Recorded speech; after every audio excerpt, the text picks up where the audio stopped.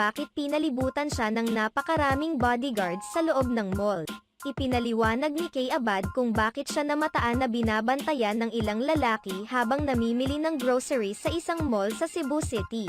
Matatandaang nag-viral sa social media si Kay matapos kumalat ang mga larawan at video clips niya habang naglilibot sa mall, kung saan sinusundan at binabantayan siya ng ilang lalaking nakasuot ng puting uniforme. Ayon sa kanya, ang mga bodyguard ay ibinigay sa kanya ng mall mismo dahil nakikipagkalab siya sa establishments. Pinapaalis naman umano niya ang mga ito dahil hindi niya kailangan ng bodyguard, subalit tumanggi ang mga lalaki at ipinuntong sumusunod lamang sila sa orders ng nakakataas.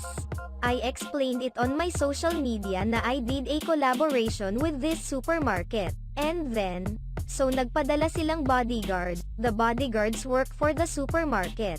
And then I told them na hindi